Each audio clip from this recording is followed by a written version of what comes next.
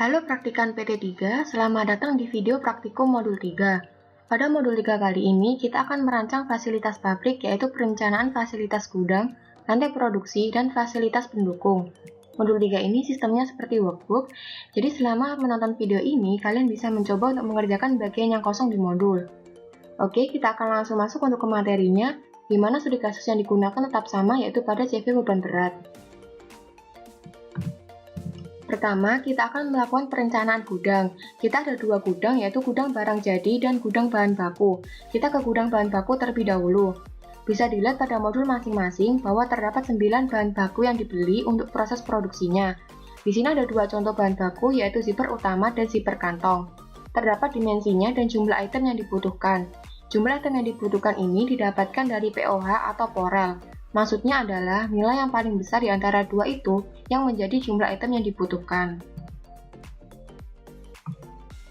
Selanjutnya ada data material work in process. Barang ini tidak masuk ke gudang tetapi akan menjadi acuan perhitungan untuk material handling. Lalu ini ada produk jadinya yang akan ditempatkan di gudang barang jadi. Jadi di sini ada kategori barang yaitu raw material, work in process, dan barang jadi.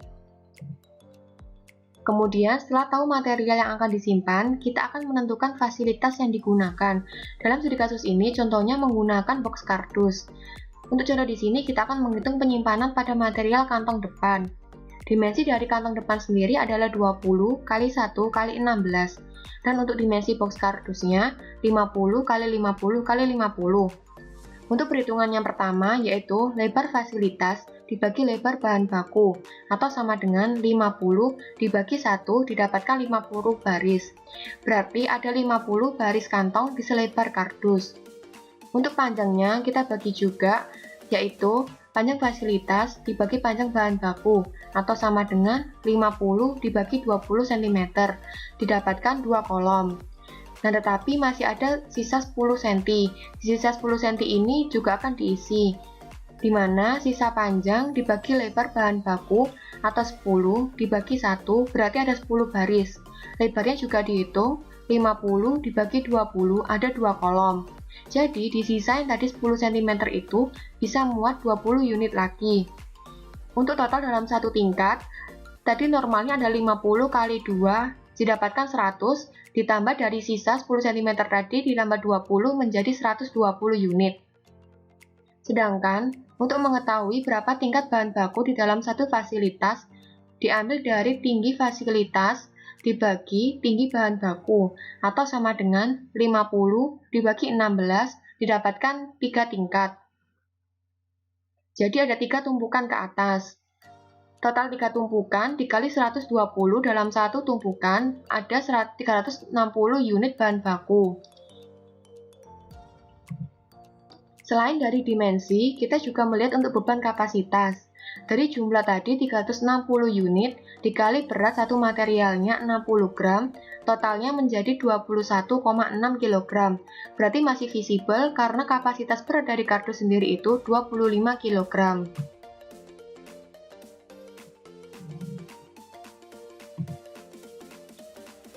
Setelah ditotal satu kardus muat untuk berapa produk, selanjutnya dicari jumlah kardus yang dibutuhkan untuk menyimpan total dari kebutuhan satu bahan baku. Untuk jumlah kebutuhan dari material sendiri adalah 4.512 dibagi jumlah kapasitas tampung fasilitas atau dibagi 360 didapatkan 13 unit fasilitas sehingga dibutuhkan 13 box kardus untuk menyimpan kantong depan.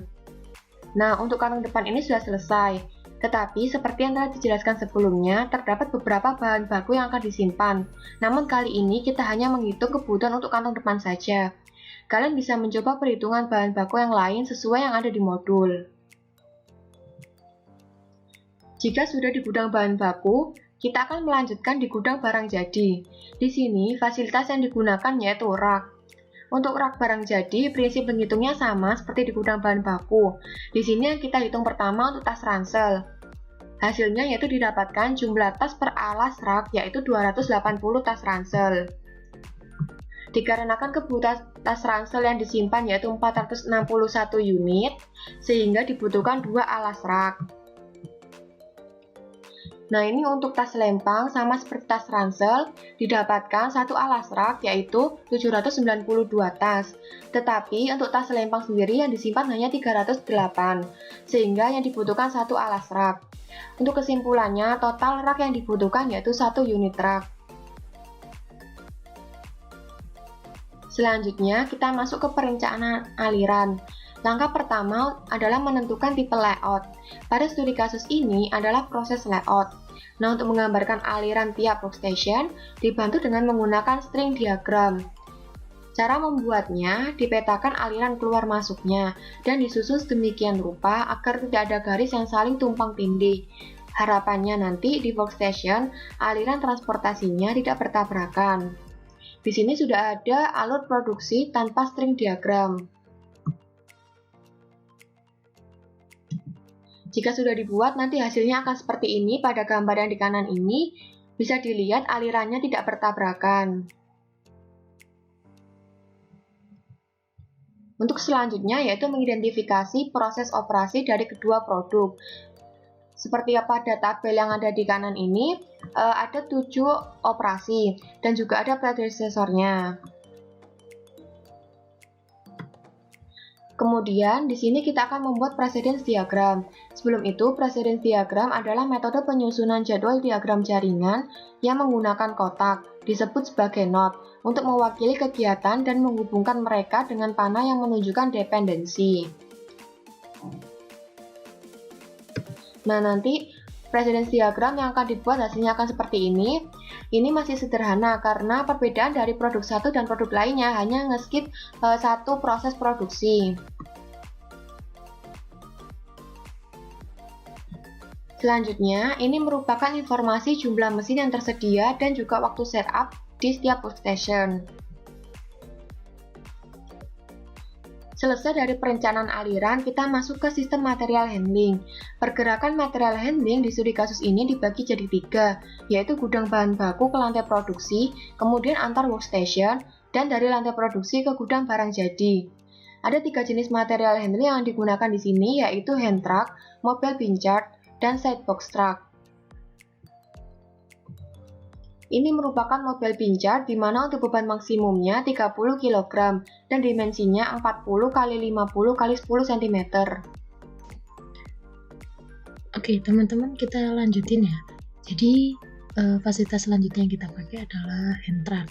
Nah, hand truck ini bisa kita lihat beban maksimumnya ada 300 kg. Nah, dimensinya 100 x 70 x 150 cm. Di mana itu adalah panjang kali lebar kali tinggi. Oke, yang mana 100 cm itu, jadi yang panjang itu yang sebelah sini ya. Ini 100 cm, terus ini lebarnya 70 cm, dan tingginya itu 150 cm, kayak gitu ya. Oke, lanjut. Fasilitas selanjutnya adalah box trucks. Nah, di box trucks ini beban maksimumnya 300 kg. Dimensinya 120 x 60 cm x 60 cm, di mana 120 ini panjangnya, 60 ini lebarnya, dan 60 lagi adalah tingginya. Oke, sampai situ paham ya? Oke, nah habis itu kita akan lanjut ke perhitungan unit load. Nah, aku akan kasih contoh untuk unit load dari hand truck aja. Tadi kan udah di generate ya hand trucknya itu untuk membawa item apa aja. Nah, ada 5 ya, ada item kantong depan, zipper kantong, tali strap, pengait strap, busa strap. Nah, sebelum kita ngitung, kita harus tahu dulu si hand truck ini akan membawa item-item itu per hari itu berapa item yang akan dibawa per harinya. Nah, caranya kita harus lihat dulu di MRP. Jadi contoh aja untuk item kantong depan. Di item kantong depan bisa dilihat di modul masing-masing, dibuka bagian MRP-nya. Nah, di MRP ini kita kantong depan itu pakai 2 metode kan, POQ sama LUC. Nah, metode yang terpilih ternyata POQ. Nah, dari POQ itu kita cek di MRP yang POQ. Kita lihat di bagian cross requirement-nya. Nah, udah. Ketika kalian lihat di cross requirement-nya, pilih nominal yang paling terbesar. Jadi di cross requirement itu pilih yang terbesar. berarti kalau yang di item kantong depan itu sejumlah 1536. Nah, itu kan untuk 1 minggu ya. Nah, berarti kalau kita mau cari per hari, berarti 1 minggu itu kan diasumsikan 5 hari. Berarti 1536 itu dibagi dengan 5. Hasilnya 307,2. Nanti dibuatkan ke atas jadi 308 item unit per hari. Jadi si hand track ini bakal membawa item kantong depan ini sebesar 308 unit per harinya. Nah, dengan apa dibawanya? Tadi udah ngitung kan di operasi gudang, si kantong depan ini bisa dibawa dengan menggunakan kardus. Nah, kapasitas maksimum pembawaan kardusnya itu adalah 360, ya kan? Nah, berarti untuk kantong depan yang kita bawa per hari 308 itu masih memenuhi kapasitas yang disediakan oleh si kardusnya. Berarti kita pakai 1 kardus ya. Oke, jadi kayak gitu untuk seterusnya, untuk item-item selanjutnya. Nanti kalian coba sendiri ya. Nah, setelah menghitung per harinya kita berapa yang dibawa, kita lanjut ke perhitungan dimensi bahan baku. Jadi di dimensi bahan baku ini tinggal input aja. Si kardus ini kan tadi kita bawanya pakai kardus, jadi dimensi bahan baku yang dimasukkan ke hand track ini kardusnya ya. Jadi yang panjang kali lebar kali tinggi ini dimensinya dari kardusnya. Kita masukin 50 kali 50 kali 50, berat maksimalnya 25 kg. Oke, kayak gitu seterusnya. Kemudian lanjut ke dimensi fasilitas. Ini kalian tinggal input aja ke sini dari yang informasi hand track tadi. Oke, kita lanjut ke perhitungan unit load. Nah, di perhitungan unit load ini, yang pertama kita lakuin adalah menghitung berapa banyak kardus yang bisa ditampung untuk 1 kali pengangkutan di hand track ini. Jadi kita mau tahu jumlah kardus yang bisa dibawa dalam 1 kali pengangkutan. Yang pertama, kita ukur dulu panjang fasilitasnya. Panjang fasilitasnya kan tadi 100. Nah, ini kan 100. Nah, dibagi dengan panjang bahan bakunya. Panjang bahan bakunya kan tadi 50. Berarti 100 ini dibagi dengan 50. Jadi kardusnya bisa 2 baris di sini. Oke. Nah, habis itu lebar fasilitas. Lebar fasilitas akan dibagi dengan lebar bahan bakunya. Jadi lebar ini dibagi dengan lebar bahan bakunya. 70 dibagi 50, yaitu 1,4. Nah, kalau misalnya kita buletin ke atas kan nggak cukup, berarti kita buletin ke bawah aja, jadi 1 kolom aja. Terus berarti di 1 tingkat itu bisa mengangkut 2 unit kardus. Nah, kita sekarang hitung tingginya. Di tingginya ini 150 cm dibagi dengan tinggi dari bahan bakunya, yaitu 50 cm. Jadi 150 dibagi 50 ada 3 tingkat. Nah, berarti kalau di 1 tingkatnya ada 2 unit kardus dan bisa mengangkut untuk 3 tingkat, berarti ada 6 unit kardus yang bisa dibawa oleh si hand track ini, kapasitasnya 1 kali pengangkutan. Oke, sampai situ kita udah punya berapa yang bisa dibawa. Nah, habis itu kita harus melakukan validasi terhadap beban maksimumnya.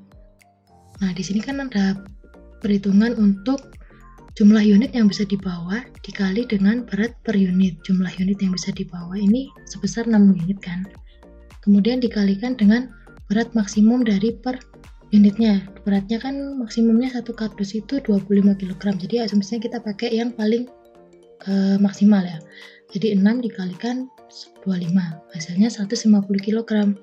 Nah, berarti masih memenuhi beban maksimum dari hand track-nya. Tadi kan hand track-nya beban maksimumnya 300 kg. Sedangkan yang kita bawa itu maksimal 150 gram. Berarti masih memenuhi. Oke, setelah itu berarti kita mau hitung jumlah fasilitas yang kita butuhin per harinya itu berapa. Ternyata jumlah fasilitas yang kita butuhin cuman 1 hand track, karena kita cuma butuh membawa 5 kardus. Ternyata di kapasitasnya hand track ini bisa 6, jadi kita hanya butuh 1 unit hand track, kayak gitu ya teman-teman. Jadi nanti perhitungan selanjutnya dicoba sendiri, kurang lebih kayak gini. Oke, kita lanjutin ke perencanaan aliran dan kebutuhan ruang. Ini masih seputar untuk material handling. kita bakal nyari kebutuhan luas atau lebarnya aisle.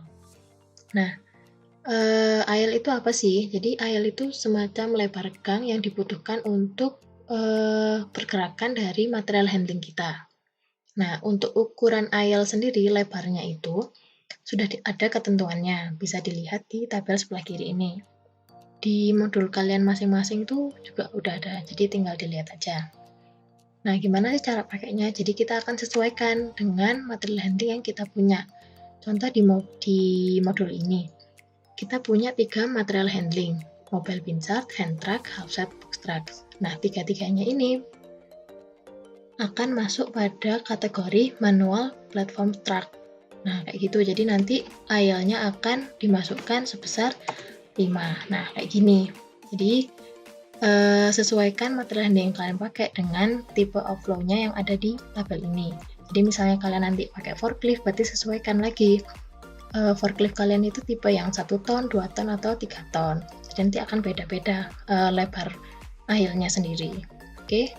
Nah, jangan lupa ini ukuran lebarnya masih sesuai dengan ukuran feet. Maka kita akan konversi dahulu ke ukuran meter kayak gini. Oke, jadi nanti akan ketemu aisle width-nya ini sebesar 1,524 meter. Jadi lakukan perhitungan aisle ini untuk semua sistem material handling yang kalian pilih. Oke, masih di perencanaan aliran dan kebutuhan ruang. Nah, sekarang kita akan ngitung kebutuhan operator setiap workstation-nya. Kalian tinggal bikin aja tabel kayak gini. Nah, ini aku contohin untuk workstation 1 dan 2 di CV beban berat. Setelah tahu workstation-nya apa, kita taruh operasinya apa aja. Di workstation 1 ini ada assembly mesin jahit A untuk ransel dan selempang juga assembly mesin jahit A. Nah, total waktu produksi ini didapetin dari OPC, jadi tinggal ditambahin aja untuk ransel dan selempang. Kemudian untuk jumlah mesin, ini didapatkan dari studi kasus yang kalian miliki. Jadi kalau misalnya yang jumlah mesin di workstation 1 ini sesuai dengan studi kasus modul. Nah, kalau yang di laporan berarti nanti pakai informasi yang ada di studi kasus PT Dakara Utama. Oke, nah setelah tahu jumlah mesinnya, kita akan generate jumlah pekerjanya. Nah, di sini perhitungan jumlah pekerja akan mengikuti jumlah mesin yang tersedia. Jadi, karena di sini jumlah mesin yang tersedia pada workstation 1 yaitu mesin jahit A itu ada 4 unit, maka jumlah operatornya akan berjumlah 4 pekerja. Kayak gitu seterusnya ya. Oke, next. Nah, ini kita udah masuk di perhitungan kebutuhan ruang. Nah, di CV beban berat ini ada beberapa ruang yang akan kita hitung kebutuhan luasnya. Nah, ruang apa aja? Ada ruang workstation, terus ruang departemen, ruang fasilitas pendukung, dan ruang gudang. Nah, nanti masing-masing dari ruangan tersebut akan kita hitung untuk kebutuhan luasnya. Nah, sebelum menghitung kebutuhan luas, kita harus generate dulu fasilitas apa aja yang mau kita masukin di setiap ruangan tersebut. Ini aku akan kasih contoh untuk perhitungan pada ruangan workstation. Nah, kita generate dulu ya fasilitas pada workstation-nya. Yang pertama ada mesin jahit A, digunakan untuk workstation 1. Dan ada mesin jahit B, mesin jahit C, meja jahit, ini untuk meletakkan mesin jahitnya. Ada meja besi, kursi kerja, keranjang. Nah, kalau udah di generate semua, kita baru bisa menghitung kebutuhan luas per workstation-nya. Jadi nanti tinggal menyesuaikan yang mana yang mau dimasukkan di workstation tersebut. Nah, ini aku kasih contoh untuk perhitungan kebutuhan luas di workstation 1. Nah, di sini workstation 1 itu untuk mesin jahit A ya. Kita masukin berarti mesin jahit A itu kan dimasukkan nanti di meja mesin jahit. Nah, nanti berarti ukurannya mengikuti dimensi meja mesin jahit A. Ditulis dimensinya di sini. Kemudian dimasukkan lagi keranjang, box truck, dan kursi futura. Nah, peralatan-peralatan ini nanti akan dituliskan di sini untuk jumlah yang mau dimasukkan. Jadi misalnya meja mesin jahit A butuhnya 4 mesin, berarti tulis 4. Nah, peralatan yang dibutuhkan di setiap workstation nanti juga menyesuaikan ya, berbeda-beda ya. Misalnya di workstation 2 berarti nanti mesin jahit yang digunakan adalah mesin jahit B gitu. Nah, setelah dimasukkan semua, kita harus ngitung aisle antar workstation, aisle dalam workstation, dan ruang geraknya. Nah, untuk aisle antar workstation dan dalam workstation, ini kita pakai patokan aisle sebelumnya, yaitu 1,524. Nah, untuk pengalinya ini ada 2 dan 1,5. Nah, di sini kita akan menggunakan minimal jarak atau panjang antar workstation dan di dalam workstation. Jadi nanti ini akan menyesuaikan dengan kebutuhan mesin atau mesinnya masing-masing. Jadi karena ini mesin jahit, jadi minimal jaraknya atau panjangnya itu 2 dan di dalam workstation-nya minimal 1,5. Jadi nanti menyesuaikan dengan mesin yang kalian gunakan juga. Oke, nah untuk ruang gerak sendiri, kita pakai patokan atau dasaran dari dimensi antropometri. Nah, yang digunakan di sini adalah luas dari 2 rentangan tangan. Nah, ini sekitar 1,5 meter ya, dikalikan 1,5 meter.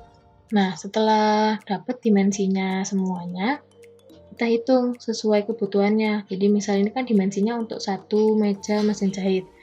Dikalikan dengan 4 kebutuhannya. Oke, nah ketemu luasnya sekian. Begitu juga seterusnya. Setelah kalian dapat semuanya perhitungannya, kalian jumlahkan dari mulai meja mesin jahit sampai ruang gerak. Ini kebutuhannya dijumlahkan, kemudian digunakan untuk perhitungan allowance. Nah, allowance yang kita gunakan ini adalah 50% dari total kebutuhan. Jadi, jumlah dari total kebutuhan ini akan dikalikan 50%. Hasilnya nanti akan 8,755. Nah, baru kita akan mendapatkan total kebutuhan dari allowance ditambahkan dengan total kebutuhannya. Jadi, total kebutuhan keseluruhan adalah 26,265. Oke, kayak gitu. Nah, ini untuk perhitungan kebutuhan luas departemen. Jadi, nanti kalian juga generate sebelumnya fasilitas apa yang dibutuhkan. Jadi nanti bakal ngitung semuanya. Ini contohnya kayak gini. Oke, ini untuk kebutuhan luas departemen. Kemudian ini untuk kebutuhan luas gudang. Jadi nanti perhitungannya akan sama seperti tadi. Selanjutnya ada kebutuhan luas fasilitas pendukung. Yang dimaksud fasilitas pendukung di sini merupakan fasilitas atau ruangan tambahan yang dibutuhkan untuk mendukung aktivitas lain dalam pabrik, tetapi di luar konteks produksi. Misalkan pada kali ini fasilitas pendukung yang ingin dihitung adalah toilet. Setelah menentukan jenis fasilitas pendukungnya, kalian menentukan detail apa saja yang ingin ada dalam ruangan tersebut. Di sini ada wastafel, toilet, serta tempat sampah. Sama seperti cara sebelumnya, dihitung terlebih dahulu luas dari masing-masing detail tersebut, serta jumlahnya juga. Dan karena di sini tempat sampahnya berbentuk tabung, maka dimensinya menggunakan diameter. Jangan lupa di fasilitas ini juga ditambahkan ruang gerak serta allowance. Kemudian seluruh kebutuhan luas tersebut ditotalkan, sehingga kebutuhan luas fasilitas pendukung toilet wanita di sini yaitu 14,51 meter persegi. Selanjutnya ada fasilitas pendukung toilet pria, yang untuk menghitungnya caranya sama seperti tadi. Dan selain toilet, masih banyak fasilitas pendukung lain yang kalian bisa tambahkan dalam pabrik yang ingin dibuat. Untuk praktikum kali ini, fasilitas pendukungnya bisa kalian pilih dari yang sudah tertera pada studi kasus. Oke, sekarang kita masuk ke bahasan selanjutnya, yaitu Systematic Layout Planning atau SLP. SLP ini merupakan salah satu cara untuk menghasilkan aliran barang yang efisien. Metode ini mencoba merancang layout fasilitas dengan memperhatikan urutan proses serta derajat kedekatan antar unit yang terdapat pada fasilitas yang akan dirancang. SLP ini akan terdiri dari beberapa langkah. Yang pertama, membuat Activity Relationship Chart atau ARC dan Activity Relationship Diagram atau ARD. Lalu menghitung luas area tersedia dan luas area yang dibutuhkan. Setelah mengetahui luas area yang dibutuhkan, maka selanjutnya akan mengembangkan alternatif layout melalui block plan. Kemudian ada Modified Spanning Tree atau MST. MST ini intinya untuk mengetahui kedekatan antar workstation dalam satu lantai produksi. Yang jadi acuannya itu merupakan perpindahan produk, jarak antar mesin, dan panjang mesin. Salah satu input untuk MST ini adalah string diagram. Nah, string diagram ini merupakan penggambaran dari aliran produksi yang terjadi, sehingga kita mengetahui ada input atau output apa aja sih dalam lantai produksi ini. Untuk membuat string diagram, kalian bisa membuat list terlebih dahulu dari apa saja yang berhubungan dengan lantai produksi. Di sini ada gudang, mesin, dan komponen. Ketiga hal tersebut dihubungkan satu sama lain menggunakan benang art string atau di sini menggunakan panah untuk menggambarkan aliran proses yang terjadi dari awal hingga akhir. Misalnya, dari gudang bahan baku mempunyai output yaitu busa, pengait, dan tali strap. Nah, tali strap, busa, dan pengait ini akan menjadi input bagi mesin jahit C. Dan begitu seterusnya. Kemudian, string diagram ini juga dapat dijadikan sebagai input atau block plan nantinya. Input dan output yang kita ketahui dari string diagram ini dapat digunakan untuk perhitungan dalam MST. Nah, MST ini dapat kalian pelajari lebih lanjut dalam video pembelajaran Modified Spanning Tree yang ada pada channel ini. Kemudian ada Activity Relationship Chart atau ARC. ARC ini merupakan gambaran tingkat hubungan antara bagian di suatu pabrik. ARC ini memiliki derajat kebebasan, yaitu A, E, I, O, U, dan X. Derajat kebebasan ini akan menggambarkan seberapa pentingnya dua ruangan tersebut untuk berdekatan atau berjauhan. Seperti A mutlak penting, I penting, U tidak penting, dan seterusnya. Kemudian masing-masing derajat kebebasan ini juga memiliki kodenya tersendiri, seperti A 4 garis, E 3 garis, dan seterusnya. Kode garis ini akan digunakan untuk membuat Activity Relationship Diagram atau ARD.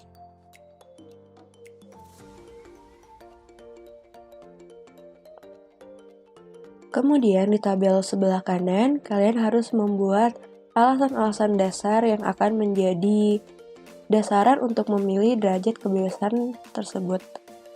Seperti contohnya, di sini ada lantai produksi dan gudang bahan baku. Antara lantai produksi dan gudang bahan baku memiliki derajat kebebasan A dengan alasan nomor 1, 2, dan 7. Mengapa A? Karena di sini antara lantai produksi dan gudang bahan baku mutlak penting untuk berdekatan. Dengan alasan nomor 1, 2, dan 7 yaitu nomor 1, tingkat hubungan aktivitas kerja, nomor 2, urutan aliran kerja di mana memang aliran kerja di sini dari gudang bahan baku akan menuju ke lantai produksi. Kemudian nomor 7 yaitu menggunakan peralatan dan fasilitas yang sama ataupun material handling yang sama. Sehingga di sini ARC antara lantai produksi dan gudang bahan baku adalah A dengan alasan 1, 2, dan 7. Setelah membuat ARC, kemudian kita akan membuat Activity Relationship Diagram atau ARD. ARD ini merupakan visualisasi dari bentuk ARC. Di sini kita bisa lihat dari nomor 1 dan 6, yaitu lantai produksi dan gudang bahan baku di sini memiliki derajat kebebasan A. Maka saat di ARD nomor 1 dengan nomor 6 memiliki kode 4 garis.